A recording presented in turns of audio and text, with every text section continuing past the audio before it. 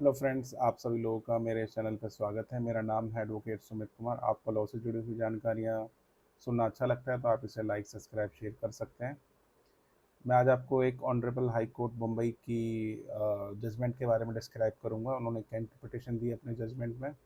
तो जो केस था वो था, केस टाइटल जो था, Raghavendra construction company private limited versus municipal commissioner वर्स and others, writ petition number 2207/2025।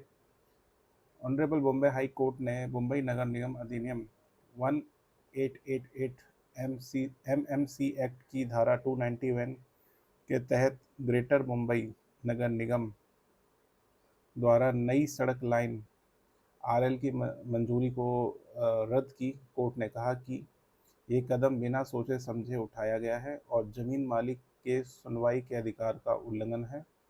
Chief justice honourable chief justice Alok Aradhe और honourable justice Sandeep V Marne की खंडपीठ राघवेंद्र कंस्ट्रक्शन की कंपनी प्राइवेट लिमिटेड द्वारा याचिका पर सुनवाई कर रही थी, जिसमें उसकी संपत्ति से होकर सड़क बनाने की मंजूरी देने को फैसले को के बारे में चुनौती जो थी वो दी गई थी।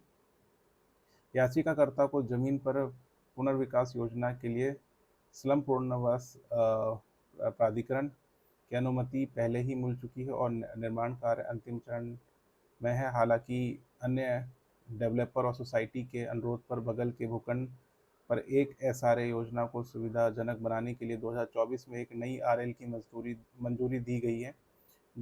एसआरए की सिफारिश के आधार पर मंजूरी दी गई है, जिससे याचिकाकर्ता की जमीन स्वीकृत परियोजनाओं का उल्लेख करना भूलवश भूल गया। एसआरए ने बाद में इस चूक को स्वीकार किया और अनुरोध किया कि दोनों पक्षों की बात सुनी जाए, लेकिन एमसीजीएम ने इस सुधार पर कार्रवाई नहीं की। इन दलीलों को खारिज करते हुए न्यायालय ने कहा कि जब प्रस्तावित सार्वजनिक सड़क किसी भी इमारत या अतिक्रमण करती है तो उसके लिए उसे गिराना आवश्यक होगा और मालिक कब्जाधारी को सुनवाई का अवसर दिया जाना चाहिए।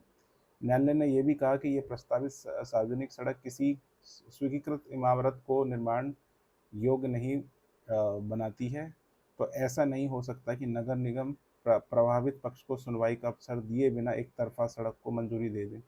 न्यायालय ने यह भी नोट किया कि एमसीजीएम और एसआरए ने से प्रस्ताव प्राप्त होने पर विवादित आरएल की मंजूरी पर पुनः विचार करने की इच्छा की है। न्यायालय ने माना कि एसआरए ने याचिकाकर्ता द्वारा उस भूखंड पर विकास कार्य करने के तथ्य प्रति घोर लापरवाही बरतते हुए विवादित आरएल